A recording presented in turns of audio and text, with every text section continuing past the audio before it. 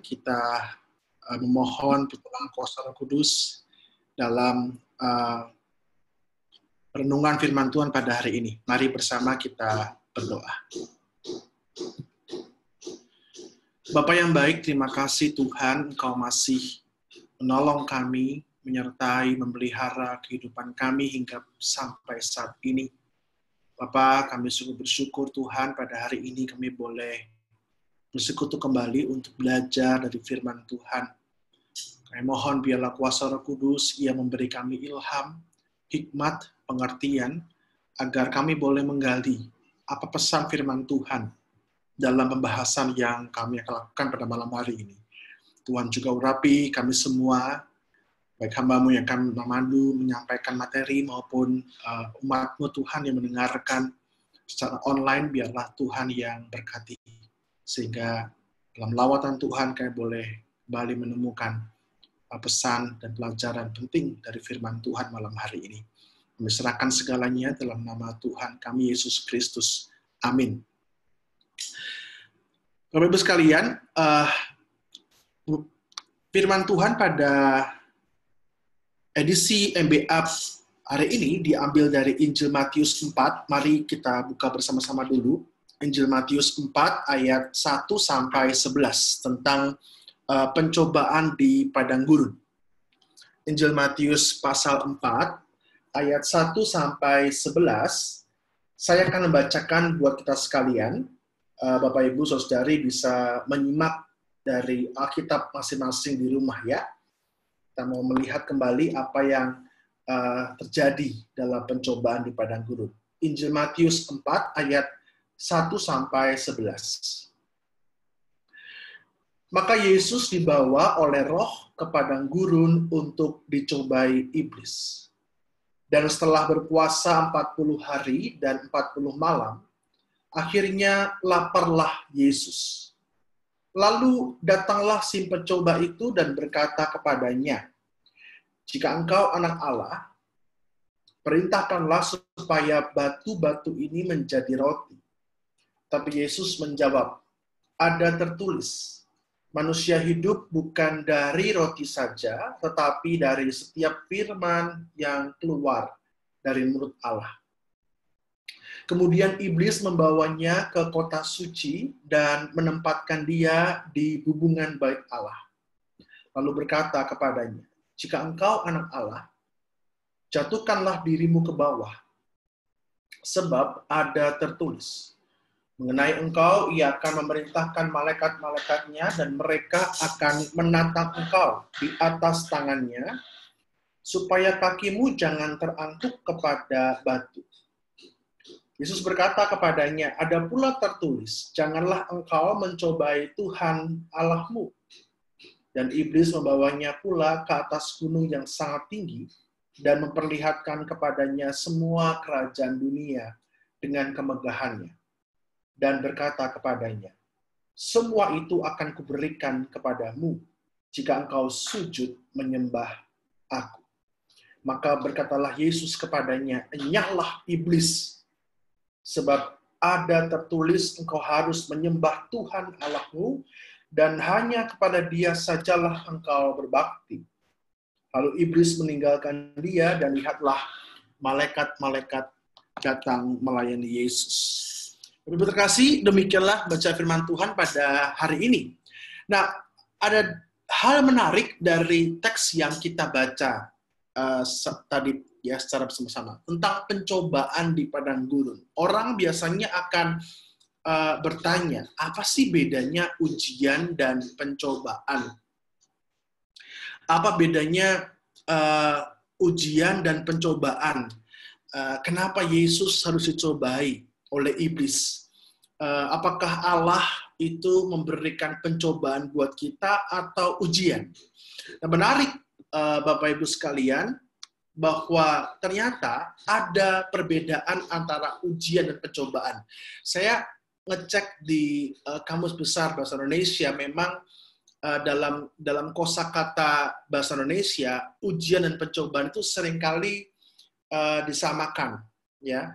Tapi kalau kita melihat dari kosakata bahasa Inggrisnya, kita bisa lihat bagaimana perbedaannya sungguh nyata.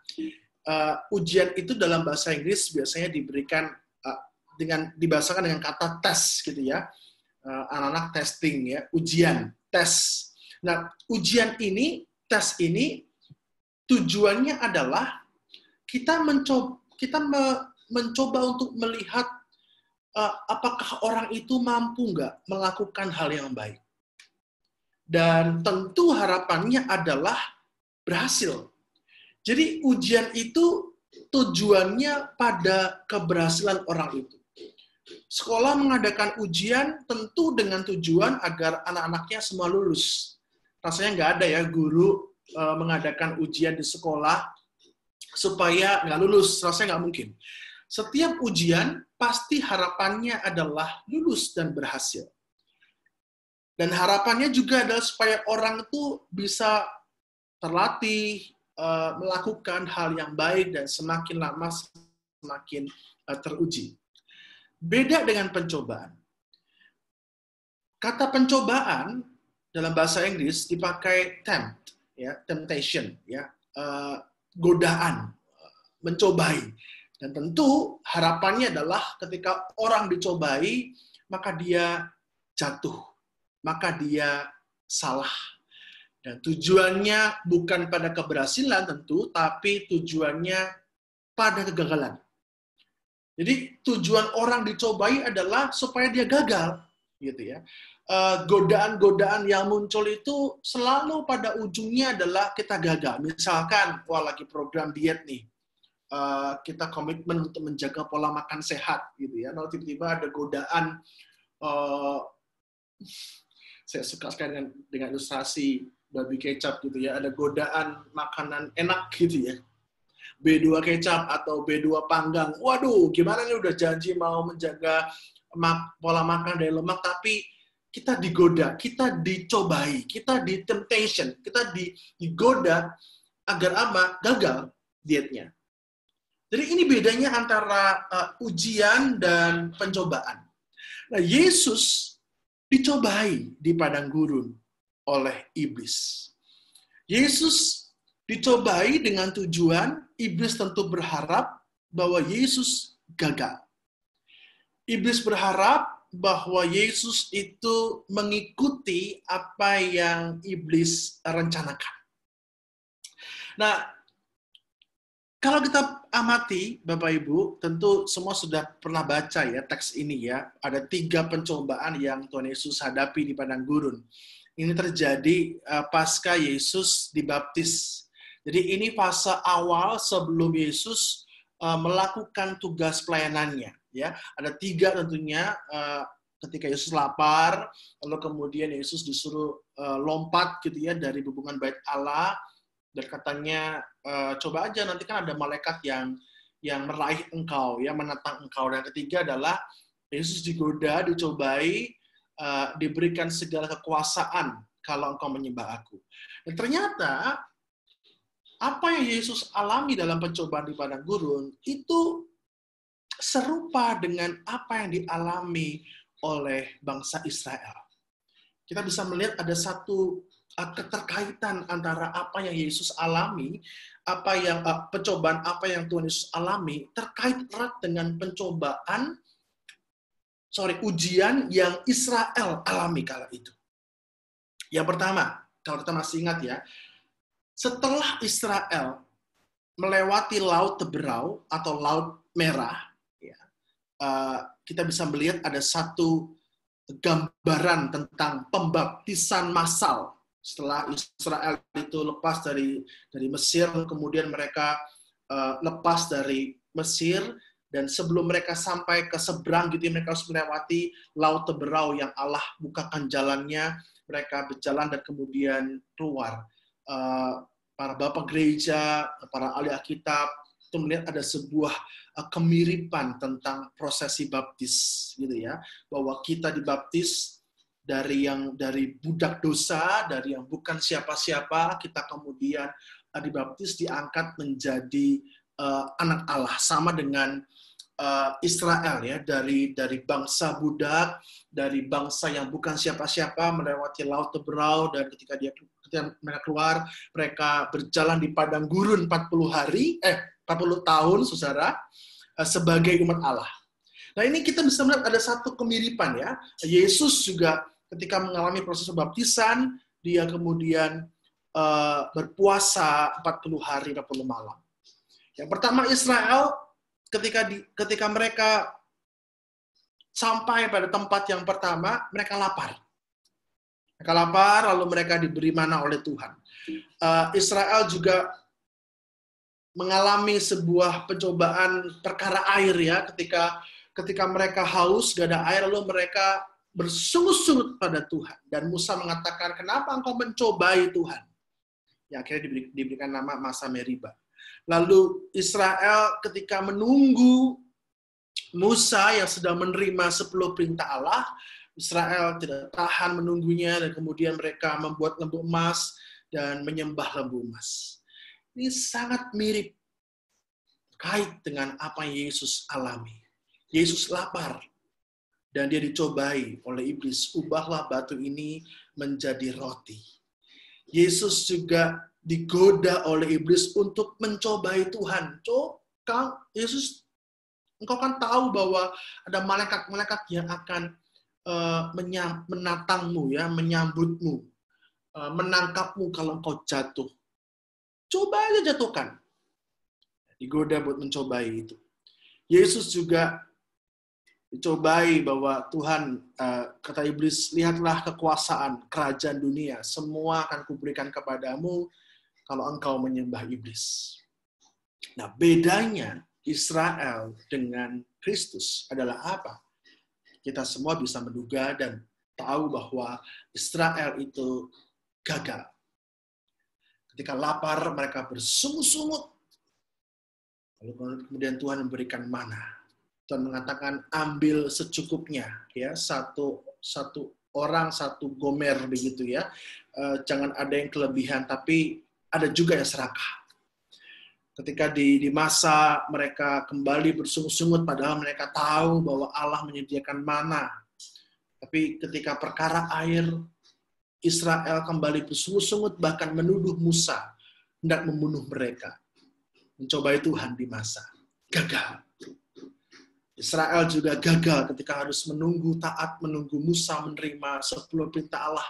Mereka merasa ditinggalkan oleh Allah. Mereka merasa ditinggalkan oleh Musa sehingga mereka membuat ilah sendiri. Gagal. Sedangkan Yesus berhasil. Yesus lulus menghadapi semua pencobaan itu. Nah, apa yang sebetulnya Yesus lakukan? Dan apa yang Yesus ingin ajarkan kepada kita?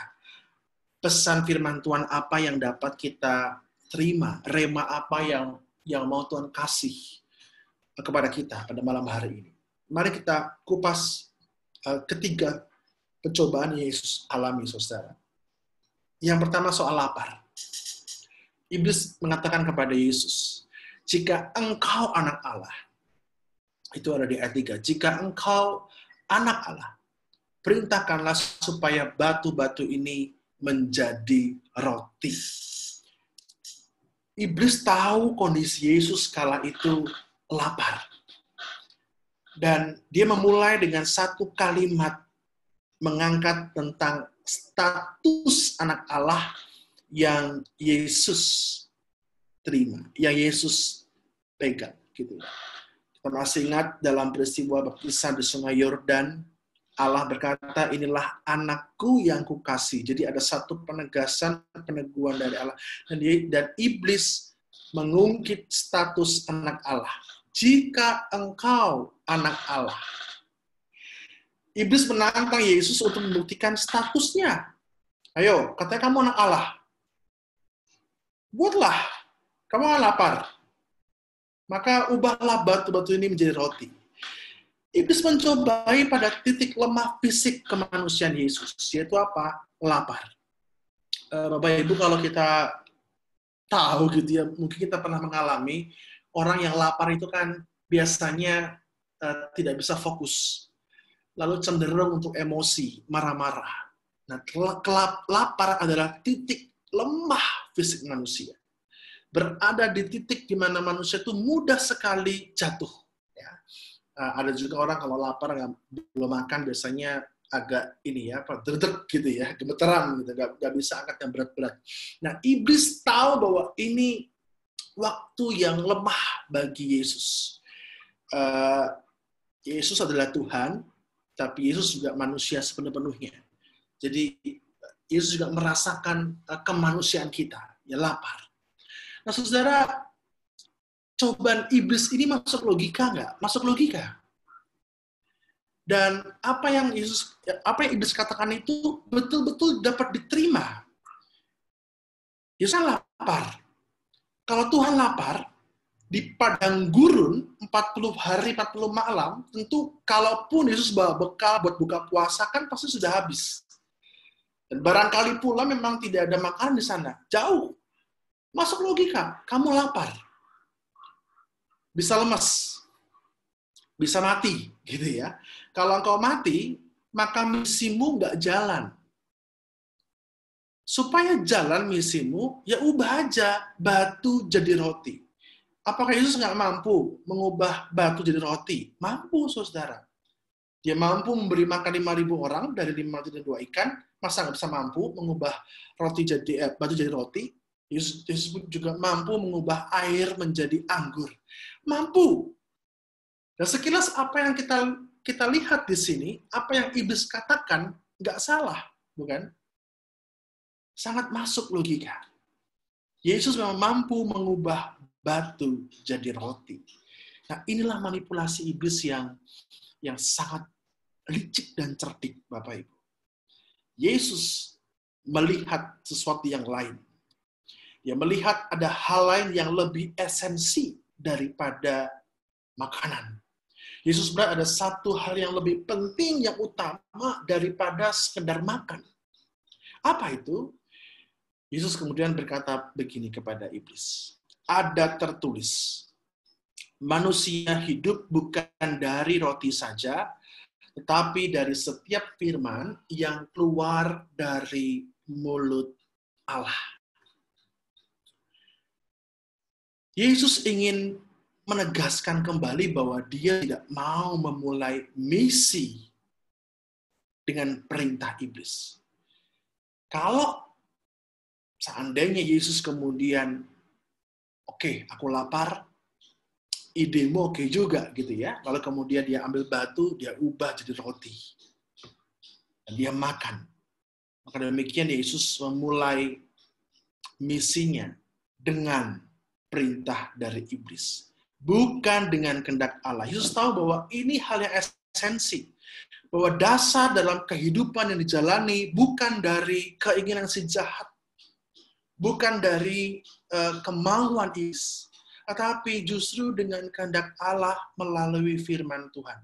Maka ini menjadi sebuah peringatan buat kita, Bapak Ibu. Ini menjadi sebuah pesan buat kita.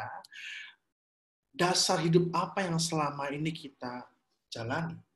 Dasar hidup apa yang selama ini kita lakukan? Ingatkah dengan perumpamaan rumah yang dibangun di atas pasir dan batu? Kita buka dulu ya, Matius 7 ayat 24 sampai 27. Masih di Injil Matius, saya akan bacakan untuk kita sekalian. Matius 7 ayat 24 sampai 27. Tentang dua macam dasar. Saya akan bacakan buat kita sekalian. Setiap orang yang mendengar perkataanku ini dan melakukannya, ia sama dengan orang yang bijaksana, yang mendirikan rumahnya di atas batu. Kemudian turunlah hujan dan datanglah banjir, lalu angin melanda rumah itu, tetapi rumah itu tidak rubuh sebab didirikan di atas batu. Tetapi setiap orang yang mendengar perkataanku ini dan tidak melakukannya, ya sama dengan orang yang bodoh, yang mendirikan rumahnya di atas pasir, kemudian turunlah hujan dan datanglah banjir. Lalu angin melanda rumah itu sehingga rubuhlah rumah itu dan hebatlah kerusakannya. Dasar hidup ini menjadi penting dan esensi. Dasar hidup kita tuh bukan sekedar apa yang fana. Bukan Jangan gantungkan dasar hidup dengan materi yang bisa hilang dalam sekejap. Dengan status kekuasaan yang bisa hilang dalam sekejap. Tapi dasarkan hidup kita pada firman Tuhan. Dasar yang kuat. Ketika kita mendasarkan hidup pada firman Tuhan, kita punya pedoman. Kita punya pelita. Apa yang harus kita pilih dalam kehidupan ini, apa yang harus kita jalani dalam kehidupan ini, apa yang harus kita pegang dalam hidup ini. Maka ini menjadi pertanyaan refleksi. Apa yang menjadi dasar kehidupan kita selama ini? Apakah pasir yang mudah bangun rumah, yang gampang, yang nggak perlu capek-capek berproses beriman bersama Tuhan, cari yang mudah saja, tapi kemudian ketika pergumulan melanda, ketika pencobaan datang, badai itu datang, maka rumah itu tidak kokoh. Beda dengan dibangun dari batu. Orang ketika bangun dari batu itu memang susah, Bapak Ibu, ya, mesti memecah batunya untuk mendirikan pasak-pasak yang dasar gitu ya. Kan keras ya, mesti susah sekali. Mesti butuh usaha proses. Beriman kan juga begitu. Kita perlu perjuangan, kita perlu berkorban.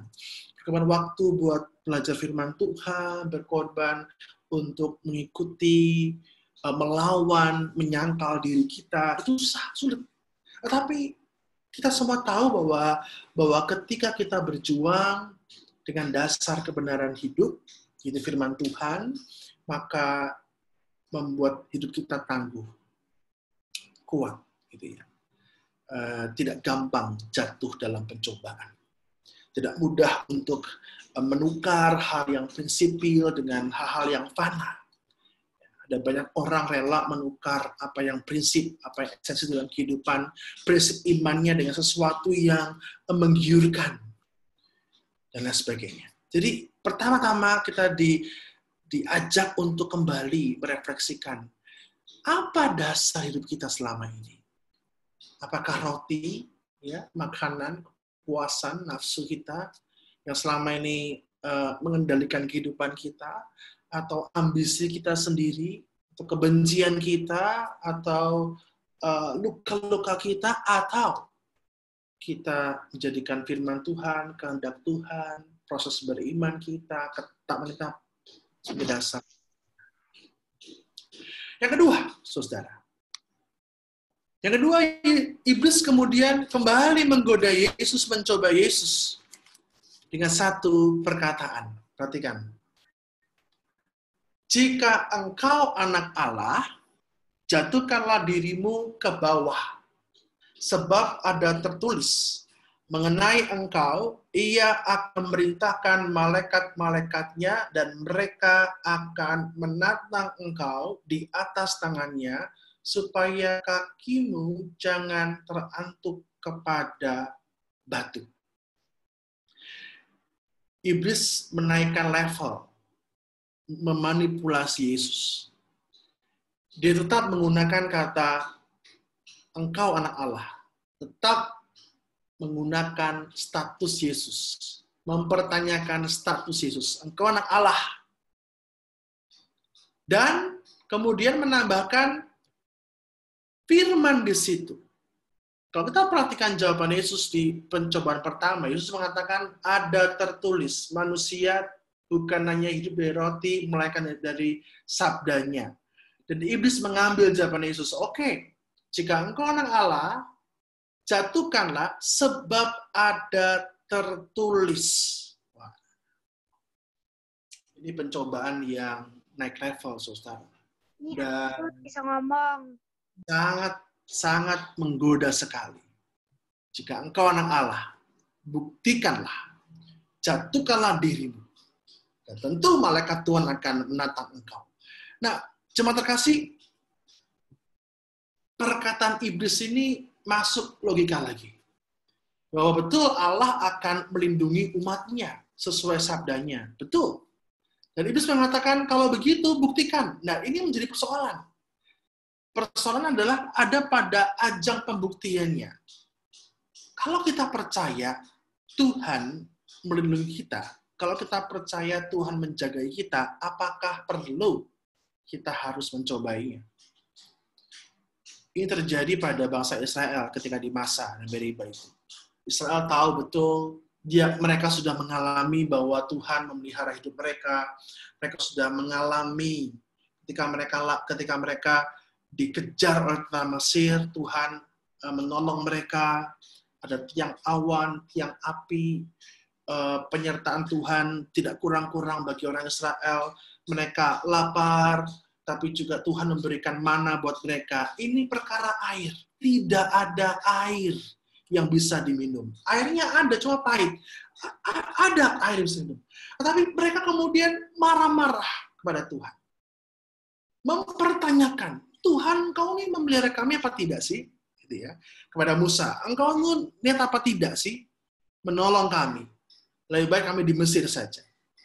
Kadang-kadang kita begitu, saudara. Kita mempertanyakan pemeliharaan Tuhan. Kita mempertanyakan bahwa Tuhan menyediakan tepat pada waktunya. Mungkin kita tidak mempertanyakan dengan pertanyaan kalimat gitu ya. Tetapi kita mempertanyakan dengan sikap hati kita yang memilih untuk ragu kepada pemeliharaan Tuhan. Memilih untuk cemas, takut, daripada berjuang buat belajar percaya. Memilih untuk pindah ke dewa-dewa lain misalkan. Memilih untuk ambil jalan yang lain.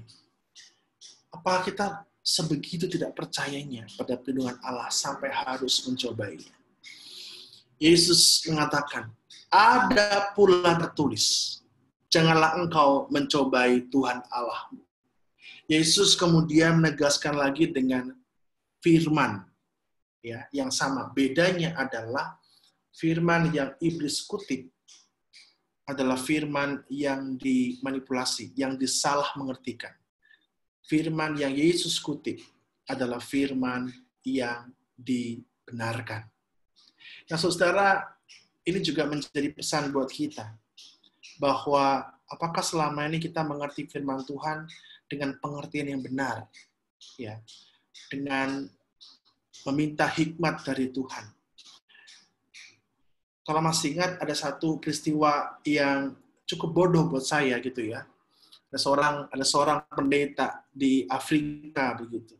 Lalu dia mengutip sebuah ayat dari Matius 16:18 yang mengatakan bahwa sekalipun engkau memegang kepala ular gitu ya dan minum racun maut, engkau tidak akan mati begitu. Dan pendeta ini betul-betul melaksanakan apa yang ada di Alkitab. Dia pegang kepala ular, dia minum racun ular, dan tentu kita semua bisa menduga apa yang terjadi kemudian. Dia tewas, saudara.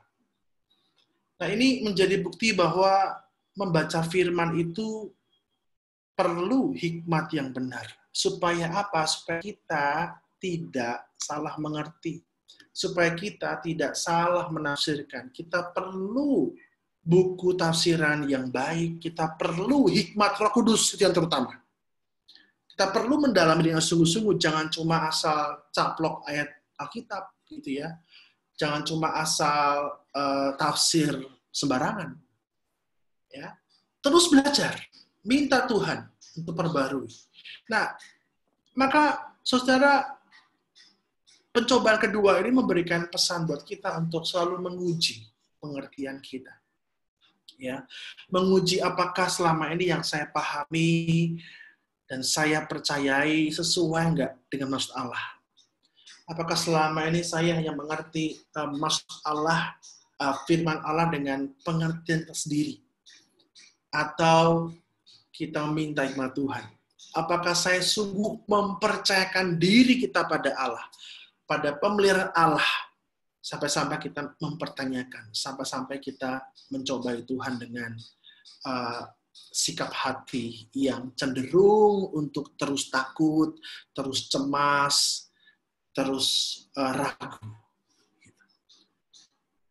Pencobaan yang ketiga, iblis kemudian mengatakan kepada Yesus, semua itu akan kuberikan padamu kalau engkau menyembah aku. Ya, lengkapnya, dan iblis membawanya pula ke atas gunung yang sangat tinggi.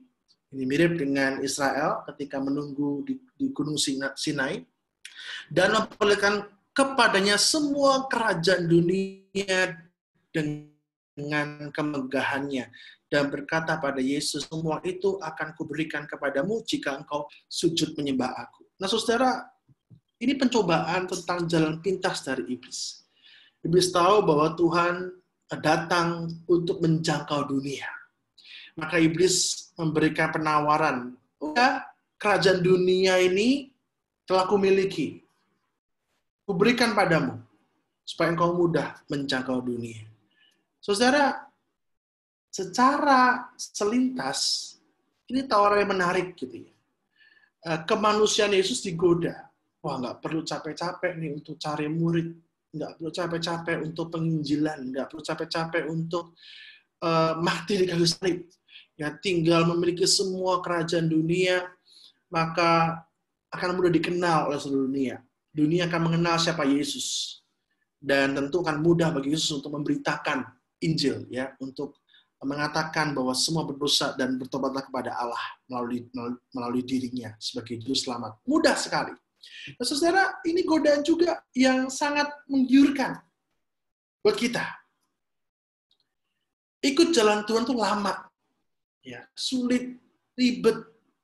Prosesnya kadang-kadang suka harus melewati jalan yang sempit. Saya masih ingat ya, lagu sekolah minggu tentang dua jalan di dalam dunia. Ada dua jalan, lebar dan sempit, mana kau pilih? Ya.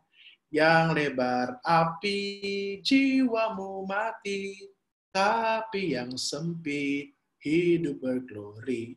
Saudara, ikut jalan Tuhan tuh kadang-kadang harus rela melewati jalan sepi gitu ya. Karena nggak ada orang yang kalau suruh milih gitu ya, aduh, hidup benar, hidup lurus itu nggak enak.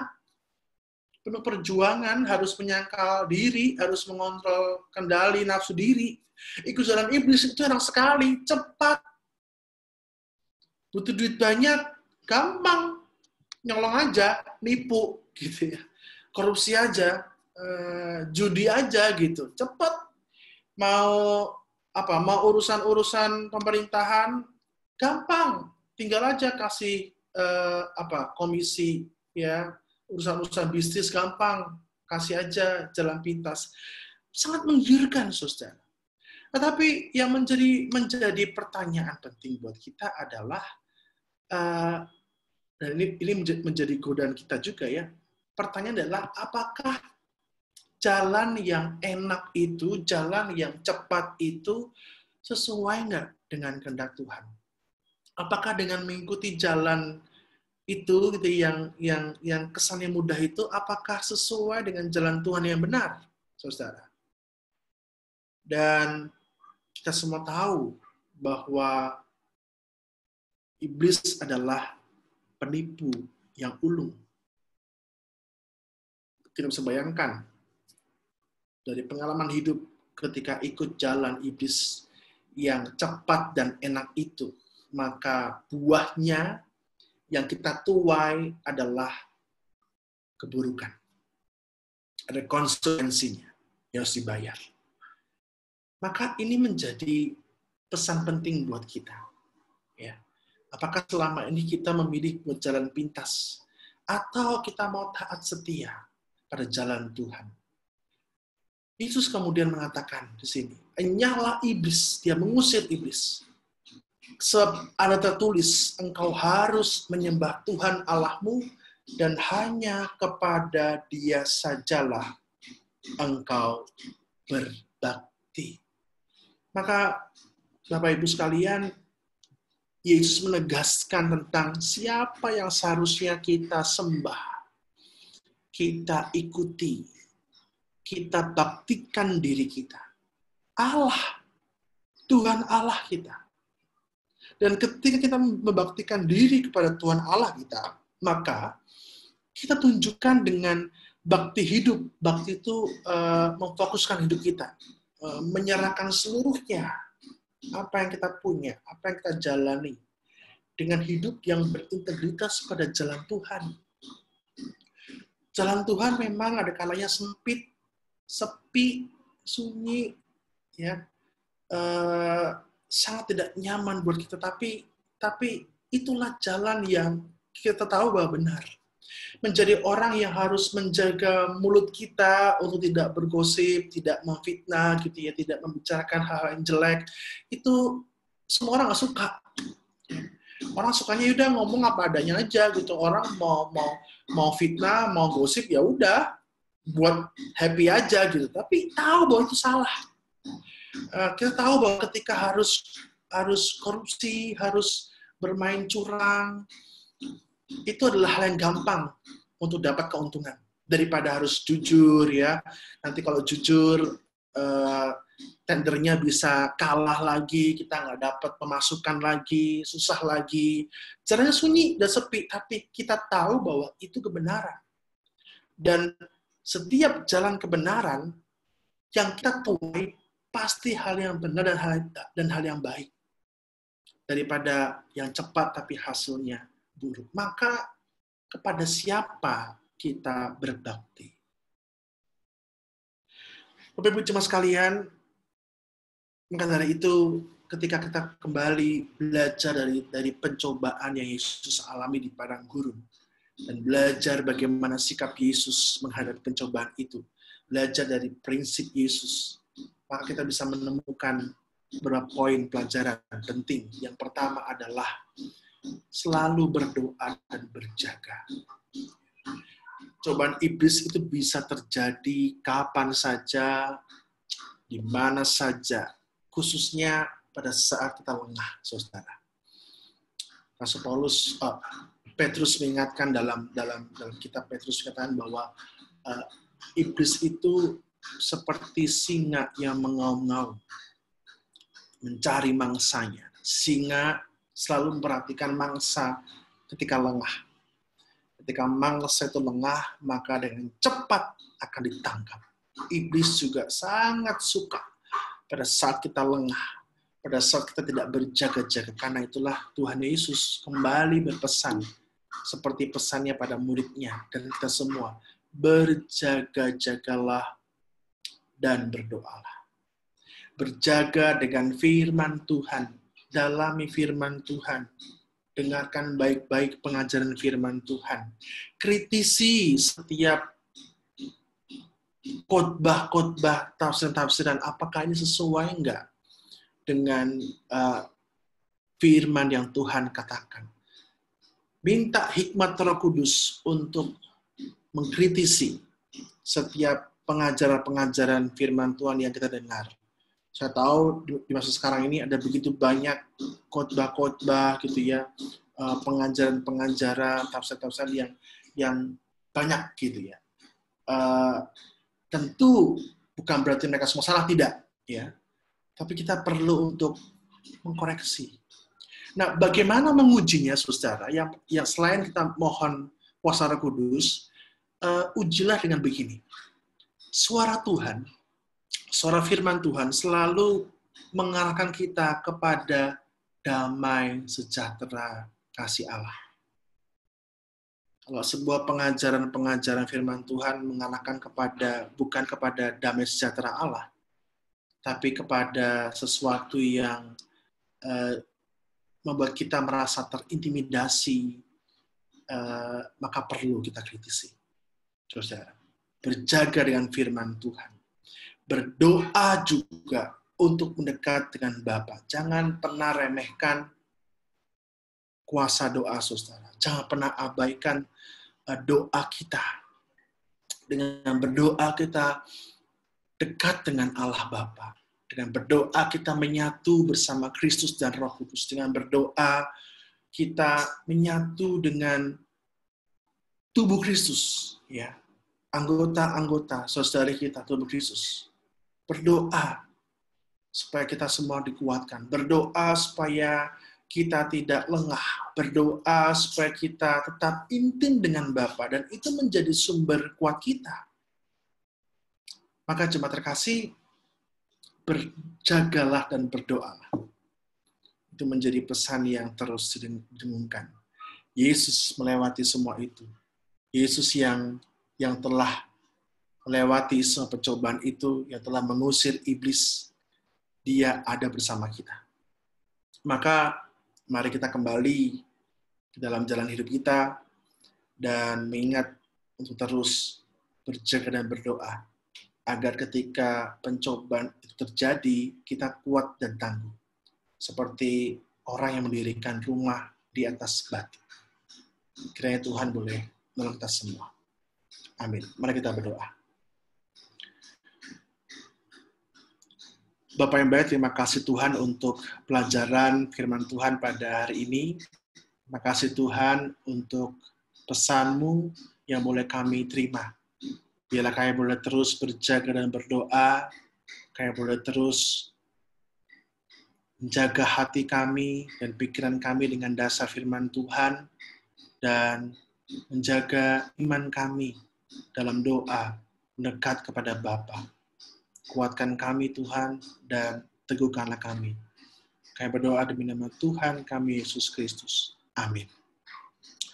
Baik Bapak Ibu, jika ada yang mau bertanya atau sharing dari pesan firman Tuhan yang kita dengarkan pada malam hari ini, boleh dipersilahkan. Bapak Ibu boleh angkat tangan begitu ya, nanti mic-nya akan dimatikan, atau Bapak Ibu juga boleh menuliskan di kolom chat ya. Silakan pertanyaan boleh, sharing juga boleh. Monggo jika ada yang mau sharing atau bertanya. Mungkin pertama dulu ada yang mau bertanya atau sharing, bisa angkat tangan dulu di layar biar saya lihat.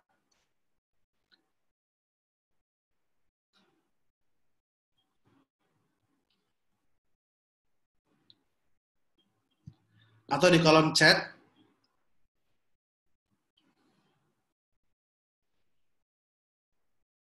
Di kolom chat juga tidak ada. Apakah ini juga akan tayang di live YouTube, Teddy? Enggak ya, ini recording. Ini enggak live. Oke. Tapi nanti rekamannya di-upload. Oke, baik. Ya, Pak Andi, Pak Andi akan mau bertanya atau tanya, Pak, atau sharing? Oke, silakan Pak Andi, mic-nya di on-kan dulu, Pak. Mic-nya, iya. Ya. Ya, Pak. Tanya, Pak. Ya, Pak Andi, silakan Pak Andi. Saya mau tahu, apa puasa 40 hari itu suatu tradisi bagi orang Yahudi, atau ini dalam rangka Tuhan Yesus mau dicobai? Itu aja, Pak. Ya, Pak Andi, terima kasih pertanyaannya. Memang angka 40 ini adalah angka yang sering muncul ya di Alkitab. Ada tafsir yang mengatakan bahwa angka 40 hari ini merujuk kepada tradisi Yahudi mengenai pengujian bangsa Israel di padang gurun 40 tahun. Sehingga ini menjadi masa puasa 40 hari bagi orang Yahudi. Nah, ada pula yang menafsirkan bahwa Yesus itu ketika dia berpuasa sebelum dia memulai pelayanannya, itu tidak tahu berapa lama Yesus berpuasa. Nah, kata 40 hari itu dituliskan di Alkitab untuk merujuk kepada tradisi yang biasa dilakukan. Yang pertama. Yang kedua adalah kata 40 hari, 40 malam, itu sama kayak istilah, mungkin di Indonesia belum ada ya, padanannya. Tapi kalau di bahasa Inggris, orang biasa menyebut beberapa hari itu dengan kata couple days. Nah, couple days, kata couple kan itu biasanya berdua ya. Jadi kalau dalam bahasa Inggris orang bilang, kok misalkan ya, nanya, kamu pergi berapa lama? Kalau orang bilang a couple days, itu bukan berarti dia pergi 2 hari, tidak. Tapi dia pergi beberapa hari, nggak tahu kapan. Nah, jadi ini ada macam tafsiran, Pak Andi. Cuma merujuk kepada apa yang Pak Andi tanyakan mengenai kenapa kok muncul 40 hari. Betul. Merujuk kepada kisah bangsa Israel yang harus menjalani 40 hari di padang gurun. Itu menjadi rujukan bagi setiap tradisi keagamaan Yahudi. Nah, dugaan yang paling kuat adalah Yesus melaksanakan tradisi Yahudi itu berpuasa 40 hari 40 malam. Begitu Pak Andi. Ya, artinya ketika Tuhan Yesus mau dicobai, ini artinya Tuhan Yesus sebelumnya memang tidak tahu ya. Tidak tahu tentang bahwa Tuhan Yesus akan dicobai oleh iblis. Saya nggak tahu Pak Andi, apakah Yesus tahu apa tidak, tapi rasanya dia sudah tahu ya apa yang akan dialami dan dia bersiap-siap untuk menghadapinya. Ya. Kalau memang Tuhan Yesus itu tahu bahwa dia itu akan dicobai, ya mungkin kita juga ya, kalau misalkan ketika kamu lolos hari ini tidak bisa bertahan tidak makan, maka kamu akan lulus gitu ya. Ya, sedapat mungkin memang bertahan ya. Sama halnya ketika dia ditawarkan untuk mengubah batu menjadi roti. Kalau Tuhan Yesus tahu bahwa itu hanya cobaan, sudah pasti Tuhan Yesus nggak mau merubah batu itu. Demikian juga ketika dia harus loncat dari tempat yang tinggi. Itu Pak. Jadi kalau memang Tuhan Yesus sebelumnya memang sudah tahu, ya wajarlah kalau Tuhan Yesus tidak mau atas permintaan iblis itu. Betul Pak Andi. Tapi kita harus ingat bahwa Yesus itu bukan hanya Tuhan, tapi dia sepenuh-penuhnya manusia. Itu berarti bahwa ada emosi-emosi, ada keterbatasan manusia yang Yesus mau alami. Dia bisa lapar, dia bisa merasakan ketakutan ya. Kita masih ingat kan ketika di Taman Getsemani dia takut gitu ya. Kalau kita mau pakai logika, loh kamu kan Tuhan, kok takut? Tapi Yesus bukan cuma Tuhan, tapi dia merengkuh kemanusiaan kita. Dia merengkuh kelemahan kita dan dia merasakan itu, Pak. Nah, karena itulah ini yang juga menjadi berita anugerah buat kita bahwa Tuhan Yesus pun juga merasakan kelemahan kita dan dia menang melawan itu dan Yesus yang menang itu ada bersama kita. Maka ini menjadi sebuah rahmat buat kita gitu bahwa kita bersama Tuhan yang sudah merasakan itu. Kita bersama Yesus yang telah mengalami itu, mengalami sama kayak kita alami dan Tuhan melewati itu bersama kita. Maka ini menjadi satu kasih yang dekat sama kita, Pak. Tidak jauh begitu. Kan beda ya ketika orang nggak pernah ngalami gitu ya, lalu dia ngasih, ayo aku akan bersamamu. Kita mungkin akan nanya, loh kamu aja nggak pernah tahu kok yang kurasakan kok gitu kan. Tapi ini beda. Yesus merasakan betul dan dia mengerti betul apa yang kita rasakan. Begitu Pak Andi. Termasuk juga dalam pencobaan yang dia hadapi. Iya. Ya, makasih Pak Andi. Semoga bisa menjawab. Ya. Ada lagi Bapak Ibu yang mau bertanya atau mau menambahkan? Di sini ada Pendeta Anton. Pak Anton kalau mau menambahkan. Saya Pak Dan. Dan Pak Timotius. Oh iya, silakan Pak Timotius. Pak Timotius bertanya, merespon atau? Tadi kan Pak Daniel kan di awal memberikan perbedaan antara ujian dan pencobaan. Ya. Nah, dari situ saya mendapatkan suatu perspektif yang baru ya. Dalam kehidupan kita sebagai orang Kristen, berarti kita selalu akan dihadapkan dengan dua hal ini ya Pak ya. itu kita akan menghadapi dengan istilahnya ujian dan pencobaan. Nah, saya iseng-iseng mencari apa tuh ujian tadi kan Pak Daniel sempat memberitahu bahwa ujian itu semacam tes ya, menguji sejauh mana kalau kita sebagai murid kita mempersiapkan diri di dalam menghadapi ujian. Nah, berarti bisakah ujian ini di dalam kehidupan masuk ke dalam istilahnya kita apa ya, mungkin seperti kita menghadapi sakit penyakit ataupun menghadapi suatu permasalahan yang berat atau mungkin yang sifatnya menguji kesabaran kita itu ya. Terus sedangkan pencobaan itu mungkin saya menangkapnya juga bisa dikatakan dengan istilahnya dengan hawa nafsu kita, keserakan kita, terus mungkin kita dihadapkan pada tadi apa tuh cara instan untuk menjadi kaya misalkan seperti itu. Nah, lalu di situ kita juga di dalam menghadapi itu kan kita pasti menemui yang namanya penderitaan dan pergumulan. Nah, apakah di dalam kita menghadapi namanya ujian dan pencobaan apa itu apa ya tadi lupa saya menyimpulkan ini bahwa ujian itu selalu misalkan kita menghadapi pergumulan ya, apakah itu selalu identik atau penderitaan itu selalu identik dengan kita menghadapi ujian. Jadi apakah seperti itu lalu yang tadi untuk pencobaan itu kan sesuatu yang istilahnya materi hawa nafsu itu ya Pak ya.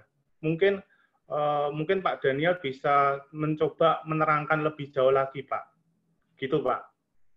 Iya, Pak Timotius, terima kasih buat tanggapannya. Memang yang menjadi perbedaannya adalah tentang hasil akhirnya, Pak, tujuannya.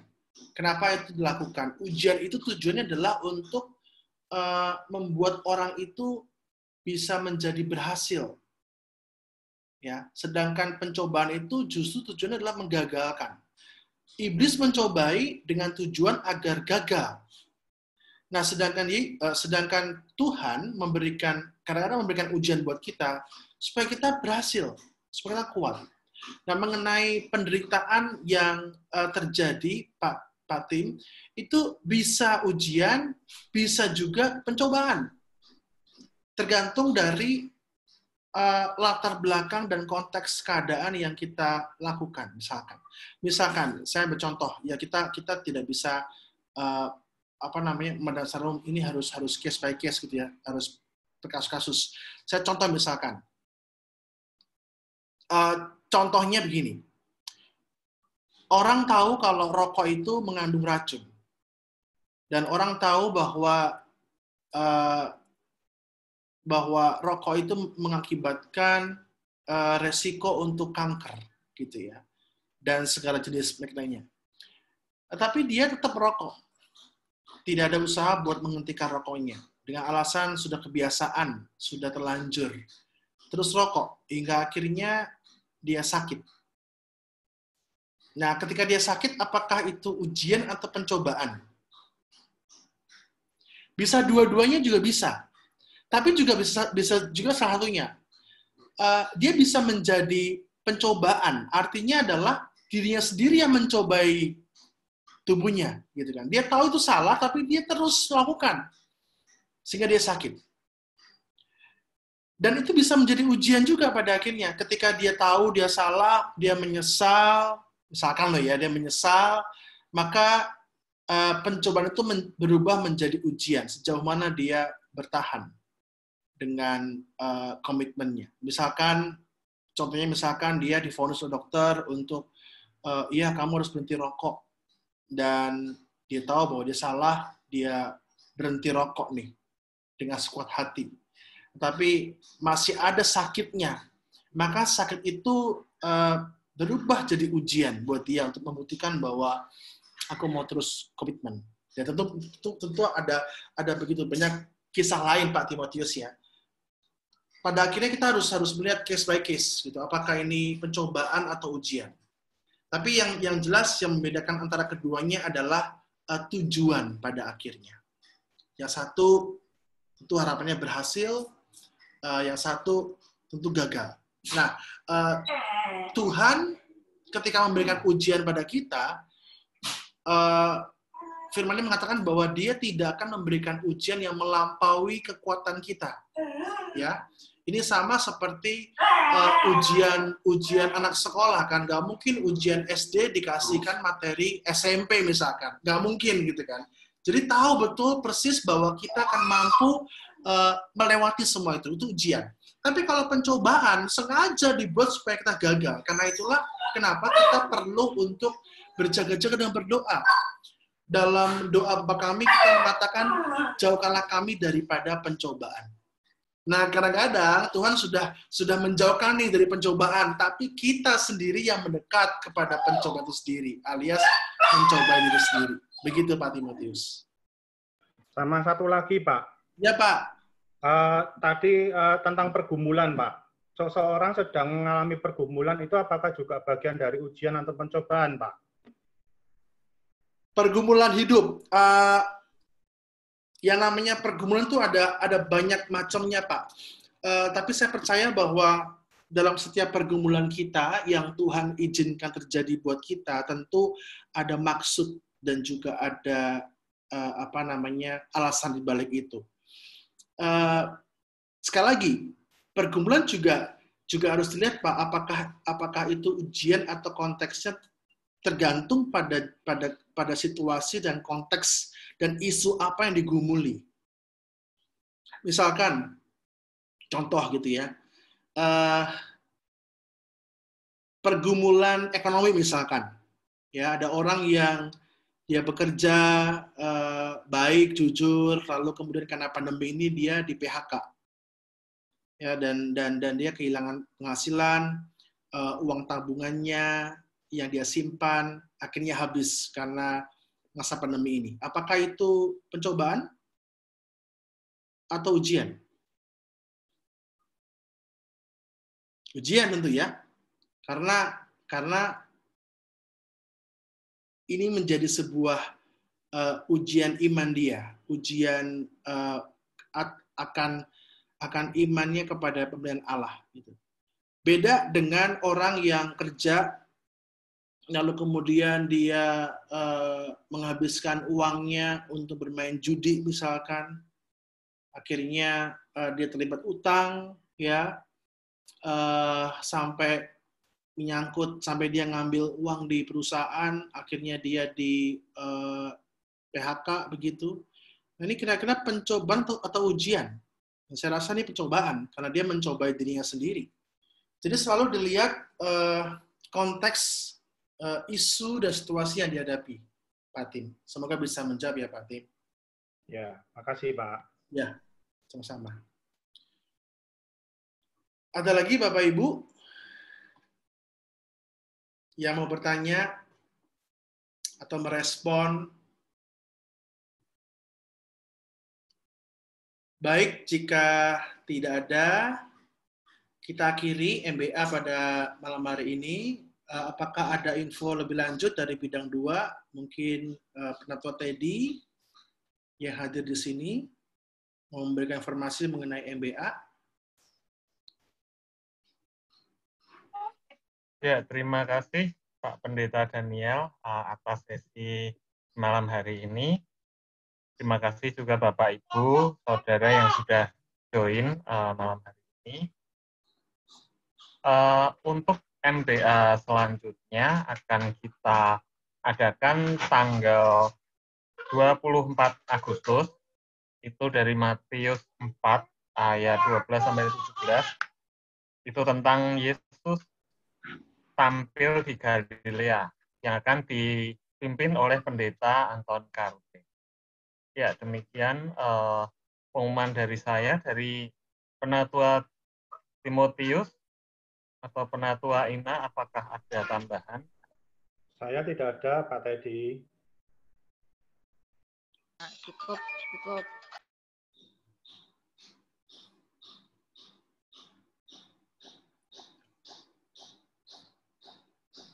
Sudah cukup, Pak.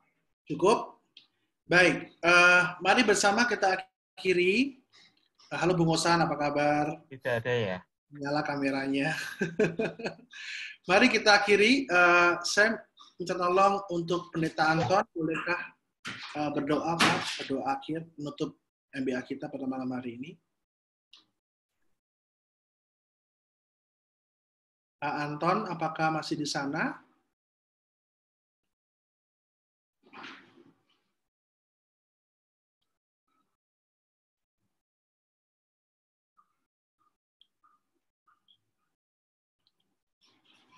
Pak Anton, apakah masih di sana? Bukan Pak Anton itu, Pak.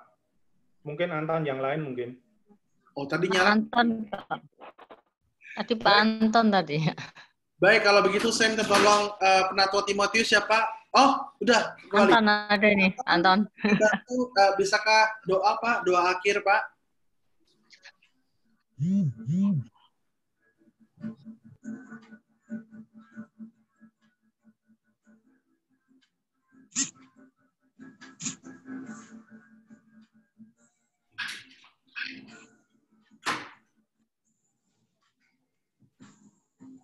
Kamu bisa dapat Rp3.000 lewat upgrade challenge dalam rangka manfaat SPP 30.